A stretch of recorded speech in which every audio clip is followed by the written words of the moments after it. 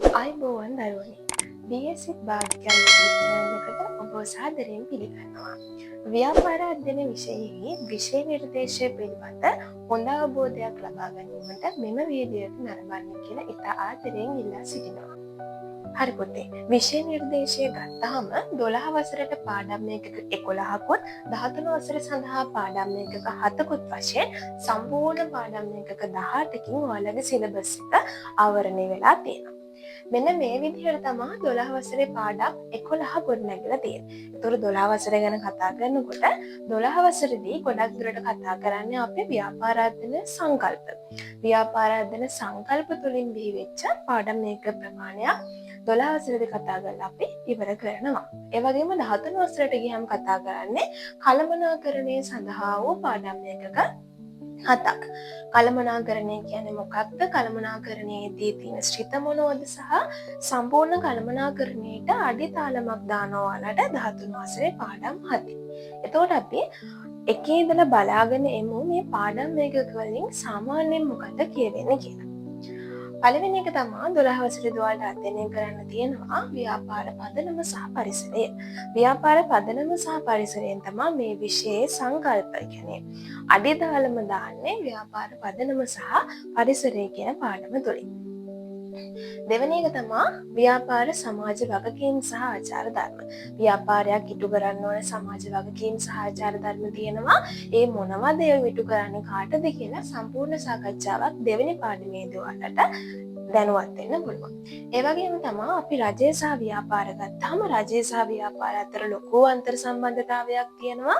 රජය සහ ව්‍යාපාර දෙපාර්ශවයට අන්වන් බැඳීමක් තිබ්බේ නැත්නම් අපේ ආර්ථිකය බිඳ වැටෙනවා. අන්නේ ඒ සමස්තය කතා කරනවා අපි තුන්වෙනි පාඩම තුලින්.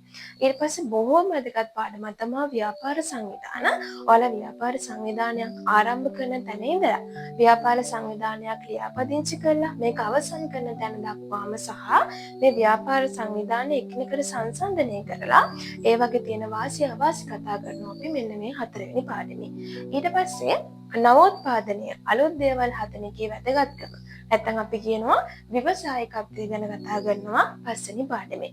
ඊට පස්සේ ව්‍යාපාර පරිමාණය අනුව වර්ග කිරීමේදී සුළු හා මධ්‍ය පරිමාණ කියලා කොටසකට බෙදෙනවා. මේ සුළු හා මධ්‍ය පරිමාණ ආර්ථිකයට කොච්චර දායකත්වයක් ලබා දෙනවද කියලා අපි 6 වෙනි පාඩමේදී කතා කරනවා. ඊට පස්සේ අපේ 7 වෙනි පාඩම මුදල් හා මූල්‍ය ආයතන. මේක කතා කරන්නේ අපේ මූල්‍ය පද්ධතියේ ප්‍රධානියා ශ්‍රී ලංකා මහ බැංකුවේ ඉඳලා මූල්‍ය පද්ධතිය ශ්‍රී ලංකාව තුළ හැදලා තියෙන්නේ කොහොමද කියන එක ගැන 7 වෙනි පාඩමේදී ඔයාලට ලොකු අවබෝධයක් ලබා ගන්න පුළුවන්. ඊට පස්සේ 8 වෙනි පාඩමේදී කතා කරනවා රක්ෂණය පිළිබඳ. රක්ෂණයක් ලබා ගන්න අපි රක්ෂණයට සම්බන්ධ පාර්ශ්ව මොනවද? මේ ලංකාව තුළ ලබා ගන්න පුළුවන් රක්ෂණ වර්ග කොහොමද? රක්ෂණයේදී වන්දි ලබා දෙන්නේ කොහොමද කියලා සමස්ත අවබෝධයක් අපිට රක්ෂණයේ පාඩමේදී ලබා ගන්න පුළුවන්. ඒ වගේම තමයි පුතේ sannivedanaya. අපි ව්‍යාපාර සඳහා අනිවාර්යයෙන්ම sannivedanaya අවශ්‍යයි. ව්‍යාපාර සඳහා කොහොමද sannivedanaya භාවිතා කරන්නේ කියලා මෙන්න මේ 9 වෙනි පාඩමේදී ඔයාලට දැනගන්න පුළුවන්. ඒ වගේම තමයි ඊගාව 10 වෙනි පාඩම තමයි ප්‍රවාහනය හා සැපයුම් සේවා. ප්‍රවාහනය හා සැපයුම් සේවා පාඩමේදී ව්‍යාපාරයකට අවශ්‍ය කරන ප්‍රවාහනය හා සැපයුම් සේවා පද්ධතිය තියෙනවා. අන් ඒක මොකක්ද කියලා කතා කරනවා 10 වෙනි පාඩමේදී. ඊට පස්සේ 11 වෙනි පාඩම තමයි දේශීය හා විදේශීය වෙළඳාම. මේකදී අපි කතා කරනවා කොහොමද වෙළඳාම වෙන්නේ?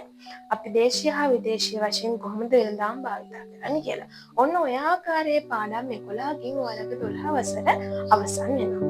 ඊට පස්සේ පුතේ 13 වසරට ගියාට පස්සේ 13 වසර සම්පූර්ණ කතා කරලා අපි ආසන් කරනවා කළමනාකරණය කියන්නේ මොකක්ද කියන එක. එතකොට 13 වසරේ පළවෙනි පාඩම නැත්නම් මෙතන 12 වෙනි පාඩම 12 වෙනි පාඩමේදී කතා කරනවා කළමනාකරණය කියන්නේ මොකක්ද? කළමනාකරණයේ තියෙන මූලික සංකල්ප මොනවද කියලා. ඊට පස්සේ අපි යනවා ප්‍රධාන ශිත 4ක් කතා කරනවා කළමනාකරණයේදී.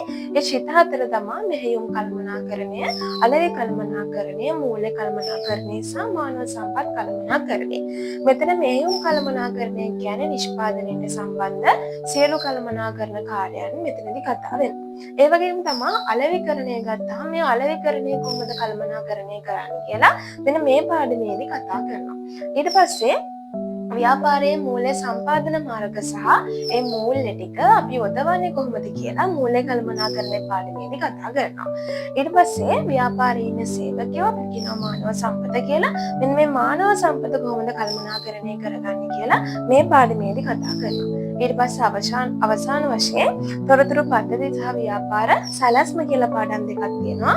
මේකෙදි ප්‍රධාන වශයෙන් කතා කරනවා අපි ව්‍යාපාරයකට කොහොමද තොරතුරු පද්ධතියක් විදිහට සකස් කරගන්නේ සහ මෙන්න මේකෙදි අවසාන කතා කරනවා ව්‍යාපාර සැලැස්මක් අපි හදනවා. මේ ව්‍යාපාර සැලැස්ම හදන්නේ කොහොමද කියන එක. ඔන්න ඔය විදිහට ව්‍යාපාර අධ්‍යයන විෂය තුල විෂය නිර්දේශයේ පාඩම් 18කින් සමන්විත වෙනවා. විෂය නිර්දේශය පිළිබඳ හොඳ අවබෝධයක් ලැබුණා කියලා හිතනවා. මෙම වීඩියෝ මෙතනින් මම අවසන් කරනවා.